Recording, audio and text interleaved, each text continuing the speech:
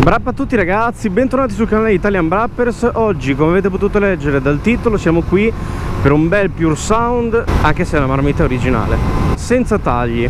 Ho intenzione di farvi vedere perché ho scelto questa strada per i test ride, facendola totalmente in silenzio e senza tagli, proprio per farvela vedere tutta completa senza saltare alcuni pezzi, anche se magari saranno solo rettilini o magari curve non abbastanza divertenti da farle vedere in un video, ma per oggi ve la lascerò senza tagli, faccio vedere tutta la strada completa. Ovviamente io a una certa mi fermerò, ma ciò non vuol dire che la strada sarebbe finita, anzi potrebbe continuare ben oltre, non so fino a quando arrivo, ma a una certa mi fermo, se no continuo ad andare fino all'infinito e oltre. Allora, questa è la stessa strada che avete visto già nella prima parte del video con il mio amico col TM, che vi lascio qui in alto a destra nella i. È la stessa identica strada, solo che lì ovviamente c'erano i tagli, magari zoomavo e cose varie. Invece qua stavolta è totalmente lei, pura e nuda. Bene, io adesso smetto di parlare, che stiamo già per arrivare nelle curve, quelle che si inseriscono in quella strada lì, e ci vediamo dopo per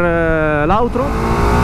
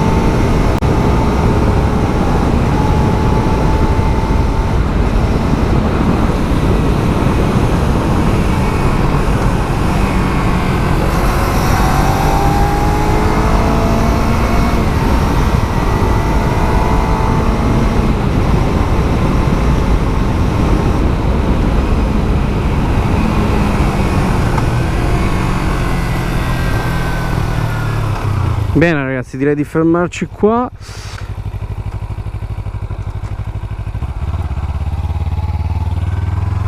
Allora ragazzi, questa è la strada che io ho scelto per i test ride e ci tengo a puntualizzare alcune cose. Allora, primo, non sono un professionista e l'avrete sicuramente notato anche dal fatto che non so piegare. Non era neanche mia intenzione piegare. Secondo, ho fatto degli errori, ne sono assolutamente consapevole. Non avevo nessuna intenzione di fare una guida pulita perfetta perché, ripeto, non sono un professionista. Non era mia intenzione andare forte per fare un mio record personale, ma era semplicemente per farvi sentire un po' la moto, perché